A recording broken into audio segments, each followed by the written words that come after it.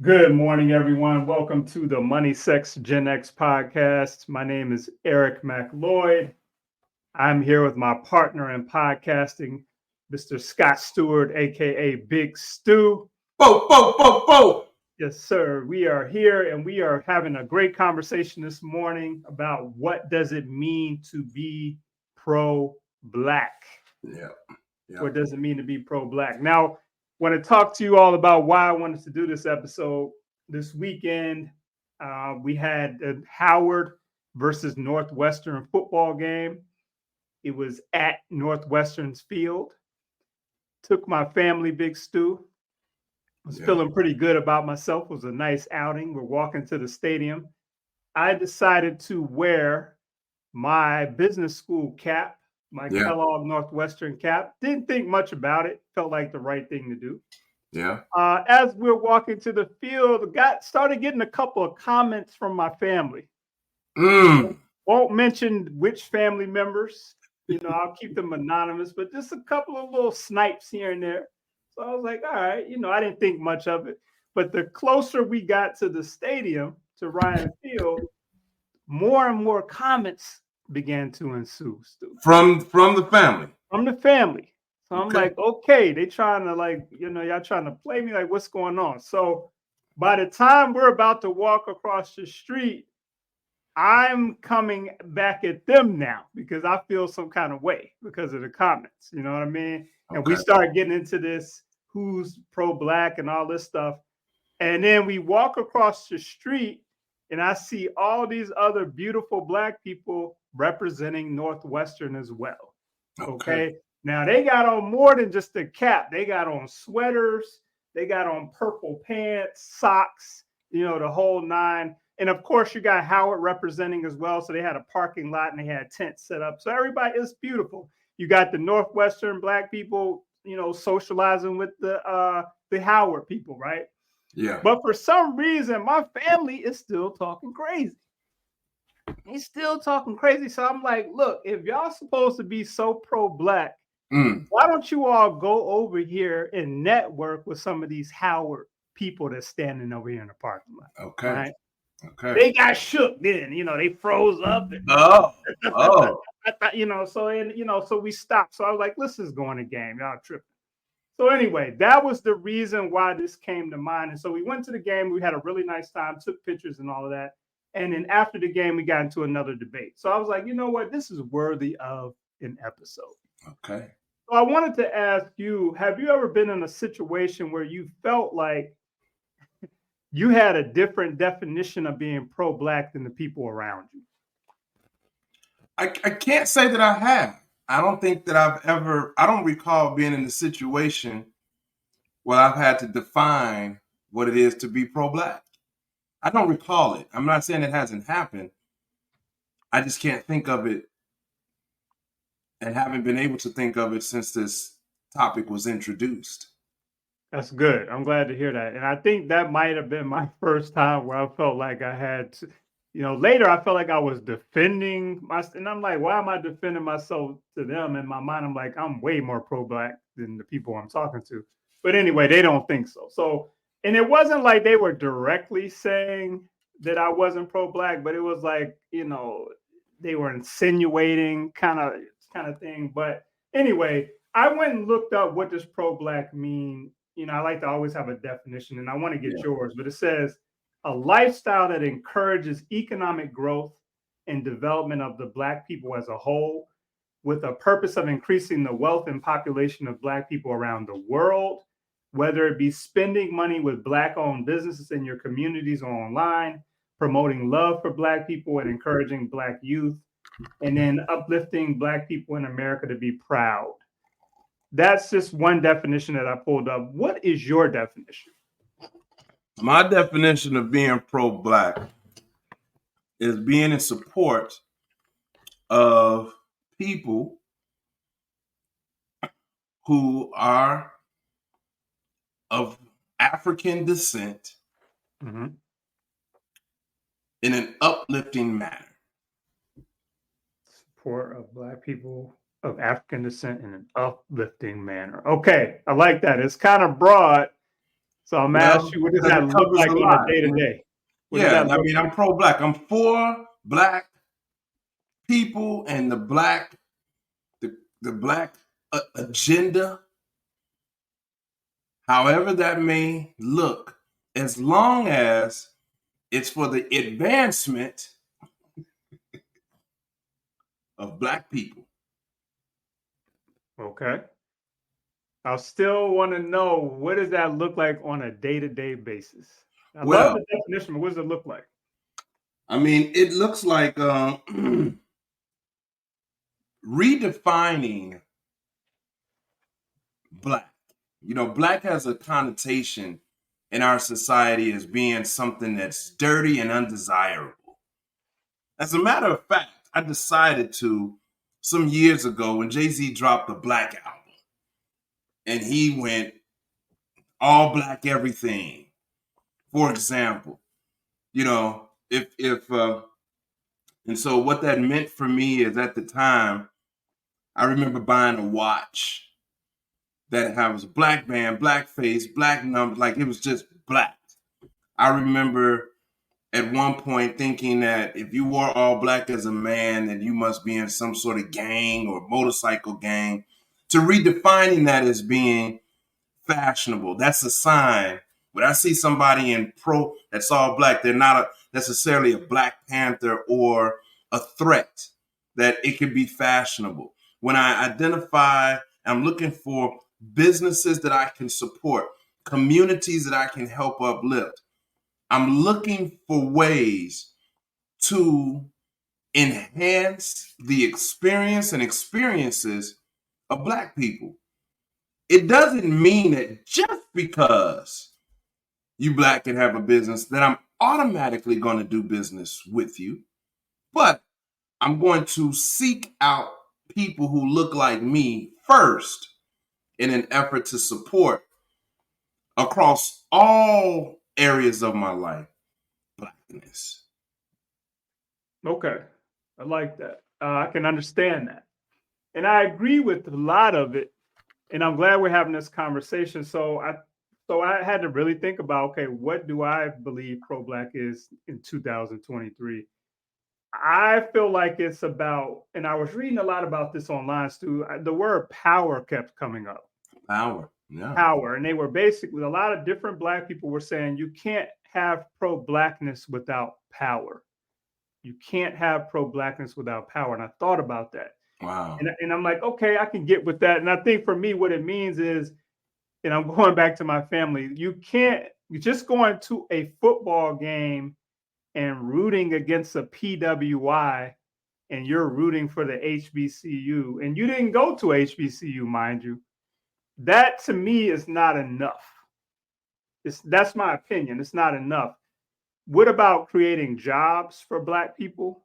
To me, that's being pro-black. When I think about people who are pro-black, you might even think some of these people aren't, but like when I think about the people that we admire in entertainment, the ones that I admire are the ones who create jobs, opportunities, the ones that are giving scholarships for black students to go to school, the ones who patronize black companies, like you said. That's being pro-black to me. It's got to be more than a one-off Right. to me. I'll give you an example. In my company, Genius Lab, we created this business. This business was designed to expose black youth and Latinx youth as well. But it was designed to support and expose young black kids. And over the years, you know, uh, the there have been more lucrative opportunities in non-black dominated communities for Genius Lab to exist. And while that's great on paper and on the P&L, it doesn't satisfy my soul. I need to help and empower black folk. Mm-hmm. And so if that means that Genius Lab misses out, quote unquote, on more lucrative opportunities And that requires us to not be able to service the Black community in the way that I want to. Then that's the bullet that I'll bite for now. And I get the conversation, hey, you can go make this money and come back and save them later. And for me, that's not sufficient. There's no save them later. This work needs to be done in this community now, particularly if we're talking one child at a time. You know what I mean? Like, literally speaking. So, yeah, that empowerment without sacrificing, right, the greater good of that community of people, in this case, particularly and specifically. Yeah, definitely. And that kind of ties into myself. It's like when I'm doing my work in finance, personal finance specifically, I'm thinking of Black people when I put up a post or I create a course or I do a speaking engagement. Because to me, how can we really have that power without controlling our finances and building generational wealth? To me, you just cannot do it without that. So yeah, I like how other people, like in their expertise in their field, they're focusing on the advancement of Black people. Now, here's something else I wanted to talk to you about. One person was saying that being pro-Black is not exclusionary to other cultures. It Oh, actually means that you're embracing other cultures. What are your 100%. thoughts on that? 100%. Exactly. I totally agree. And I think it's important. See, I don't want to open Pandora's box too much, but we've got the key in the lock right now. And I think what I've witnessed, and I don't know, this is not factually or statistically backed. This is my observational research, which I believe is very valid.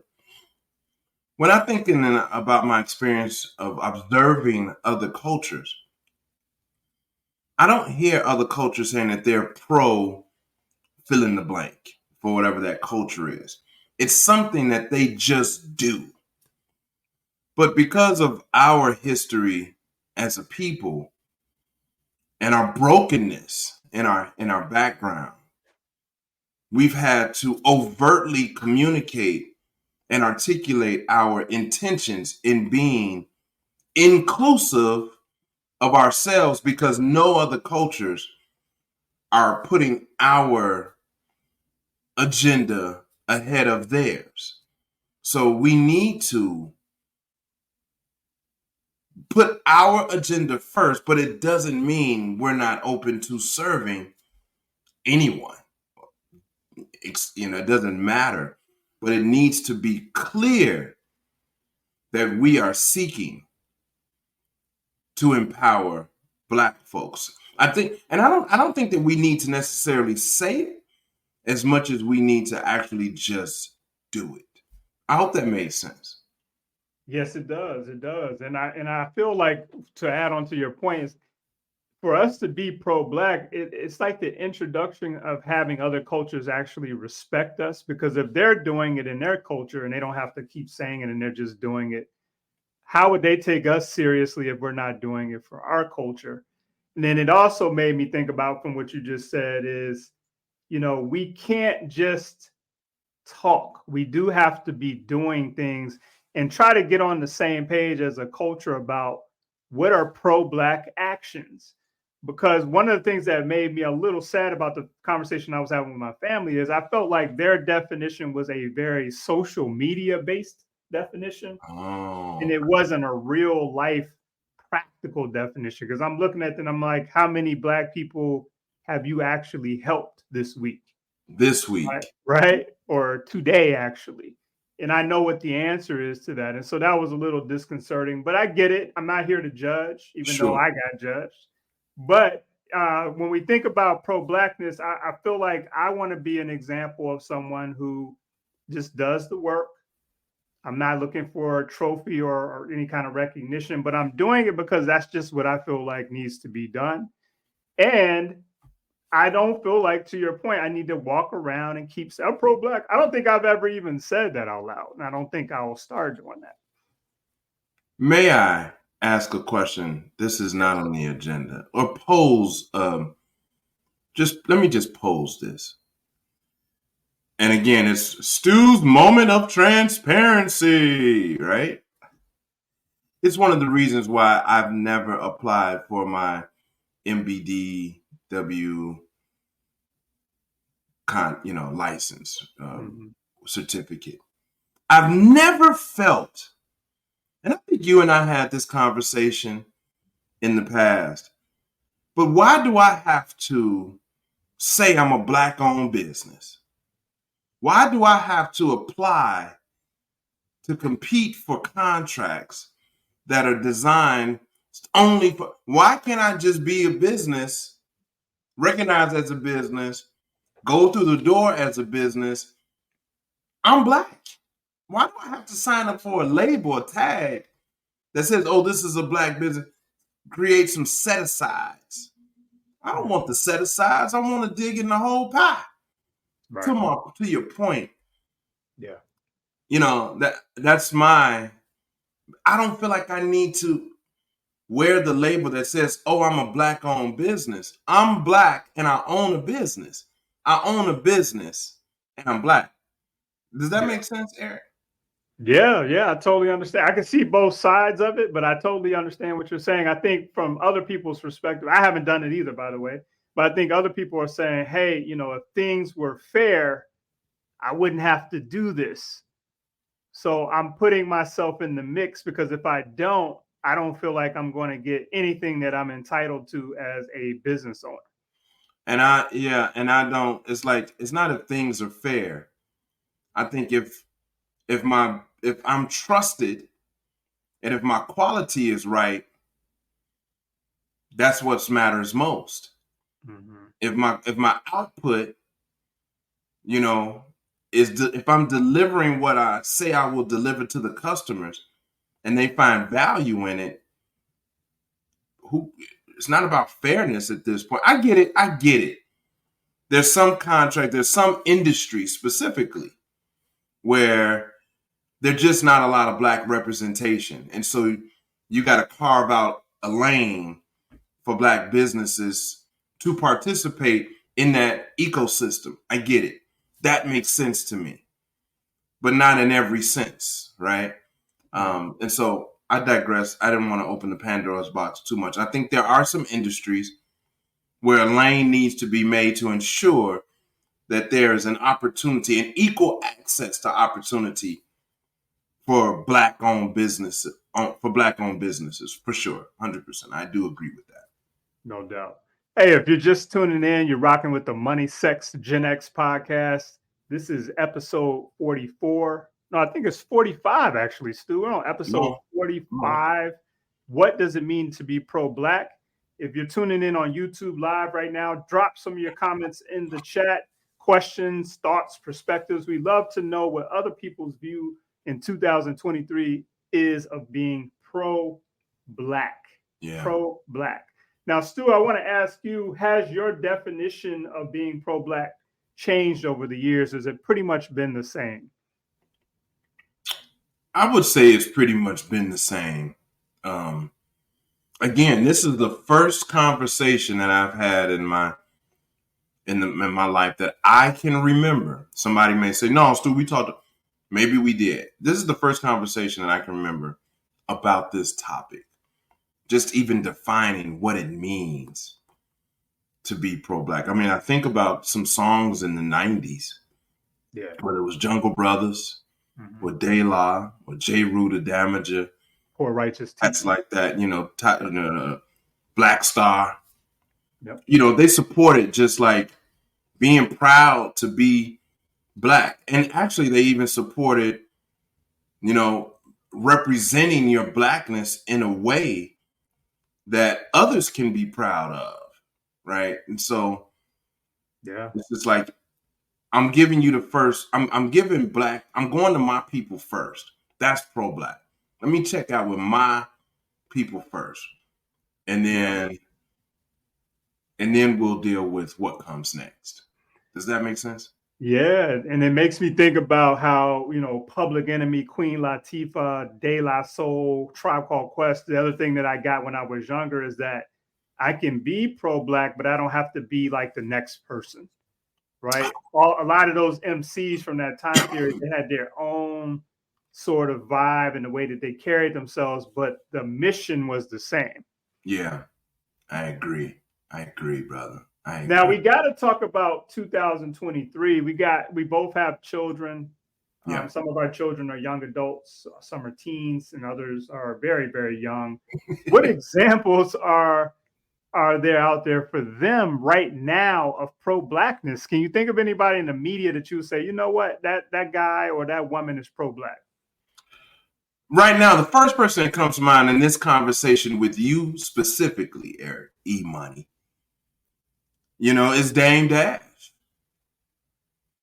I know he's not in mainstream, but he's like, to me, and I just said this maybe a day or two ago.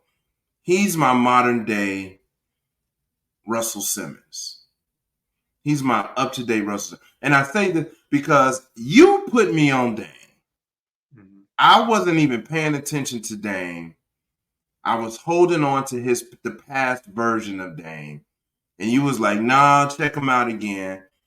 Even to the point where I started checking him out and have had the opportunity to meet him a few times. Yeah, I remember. Talk to him, chop it up with him. Yeah. I gotta, I'm looking to schedule a call with him in the next couple of days. It's been amazing. But he was one, of course, the guys from Earn Your Leisure.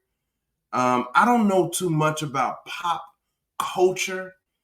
I'm not in the lane of checking for Beyonce so much, or what Sexy Red is doing, or some of these other more younger, more relevant, as some may say, icons and black icons in that celebrity space. I'll go out on a limb, and it's probably extremely controversial to say, but I definitely believe Kanye is pro-black. Despite what others may think, I do believe he is. Dr. Boyce Watkins. I think there are quite a few people in media who are pro-black, but let me tell you the number one image that I give to my children as best as I can on what it is to be pro-black, and it's me. Yes. It's me. I'm thankful that my younger children see me at my computer desk every day working. Now, my older children are now asking questions about, like, so what do you do again? How do you do it? Yeah. And I think that's the best representation. What about you? Who in the media would you say is representing pro-blackness for your children? I think I'm at a loss with that. I feel like when we talk about Dame, I definitely would include him. But here's what I want to talk about Dame that's come up to me. Because, I'm a Dame supporter and, all of that, like you just said. But people say, well, yeah, Dame is cool, but he's not with a black woman. So, and that ties into something that I want to talk to you about, because I feel like as black people, we have all these criteria to to say somebody's not something. So, okay, let me hurry up and do the scan. He's not with a black woman. He didn't go to a PW, he didn't go to a HBC. We have all this courage to discredit people. So that has come up. And so for my children, I don't know if they would view Dame Dash as pro-black. Because he's not with a black woman. Now, they certainly respect his business acumen and different messages that he's delivered. It's been interesting to see, even like my high schooler, they know about Dame and they can quote things that he said. So he definitely has an impact on the culture. But when I think about people who they would consider pro-black and that I could point to and say, hey, he's pro-black, I'm kind of at a loss with that. Maybe Dr. Boyce Watkins, I don't know, but I don't know. I'm still thinking about that. Yeah, it's funny that you say that. So one, I've grown over the years. I don't care. I stopped. I don't care about who you with, man. Like I'm the matters of the heart is that's a whole nother ball of wax, right? Do what you're gonna do on that end. But I am surprised when you talk about blackness. I was in a classroom with some 6th and 7th graders yesterday, and a young guy came up to me and he said, "Mr. Stewart, um, this young lady is being called a name. So and so is being racist." I said, "What did she say?" This is yesterday. I said, "What did she say?" "She called me black."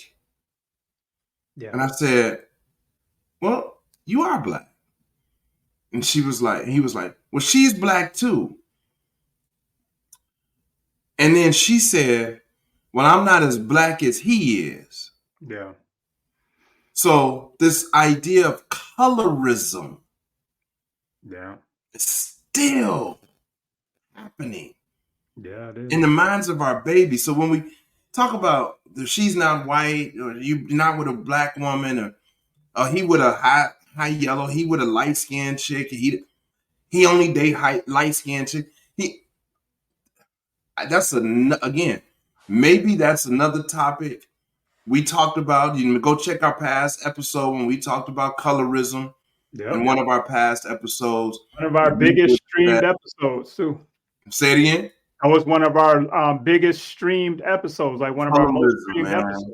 Yeah. You know, I don't care. I'm at a point. I don't care. Like nobody was tripping when Russell was with Kimura. She wasn't black, but they made. So I don't care about that. I don't care about that. Now that ties into something else that I want to go back to with Dame, because when I was coming up, so I think Dame's lady is Puerto Rican, or she has, some Puerto Rican descent. Say she is. Some people view Puerto Rican people as being black, and I'm not trying to offend anybody. I know that black has turned into a bad word for some people, Yeah. but like I'm just saying, I've met Puerto Ricans on the East Coast that considered themselves black and would say that. So I Yeah. feel like that's where we kind of get off track too with the pro-black conversation, because we're not even all on the same page about who is black. And I have also experienced this thing that you're talking about where children saying black as if it's a bad word. Yeah. Yeah. My son has gone through it. He's, it's so, and this is why it's important to reimagine blackness. Today, I'm wearing all black. I got my black pants. I'm gonna put my black gym shoes on, my black t-shirt, my black jacket, and make it look cool. It's cool to be black. It's cool to wear black. Black is cool and something that we should be proud of, not ashamed of. And this is no diss to people who have lighter pigmentation. This is not about that. It's just saying that if we're going to take on the label of being black people, and I mean that with a capital B, then we have to be about the business of ensuring that we are representing blackness in the most positive way possible. And to me, that again further supports my definition of what it is to be pro-black. Yes, and that's also, I feel the same way, because part of pro-black, to your point, is we have to start off by saying, okay, I view blackness as positivity. I'm not going to find a way to discredit Dame Dash or any other celebrity because their contributions don't look the way that I think they should look, or they're not with the person that I look. We're measuring impact. Right. We're measuring impact. How much impact and power has this person helped to provide to our culture? Yeah. Provide to our culture. Yeah. So we're running down towards the end here. Stu, I want to make sure you get a chance to make any final comments about this conversation. Blackity black, black, black, black. Yes, sir. That's it, baby. That's what we talking about. Yeah, man. And it, again, to your point, it don't mean that I'm dissing or got any less love for anyone else. I'll give you this one antidote, and I'm going to make this an antidote, but this is a real situation. I'm in a space right now of giving, and giving what I can, when I can, to who I can, without the expectation of anything in return, and without the fanfare of, hey, look at what I did. I'm coming out of a McDonald's a couple of days ago. It was raining and it was cold. And I saw a panhandling white man, older white man. And I was in the spirit of giving. And my first inclination was, I ain't give it to that white dude. I'm fine. I'm gonna give it to a brother. And immediately I realized how wrong I was to be that, I don't even have the right word for it, shallow. It really is not about color. If you're going to help somebody, help. It didn't matter what color this person was. So in my pro-blackness, I decided to break down the barriers of racism or reverse racism. And other people may say, well, you can't be racist because you black and you don't have the power or structure to be a racist. But I was being discriminatory. And in my pro-blackness, I checked myself immediately and gave as I would to that white man to a black man. And I want you all to sit with that. If you're out there and you're like in your pro-blackness, but then when you see other people, you discriminate.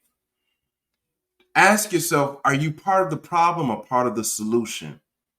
And if you're pro-black, you need to stand up as a black person and represent the best qualities of being black, whatever that means to you. But that's what I'll leave you with, man. Make the right decisions. Do right. Do right. Thank you for that, brother.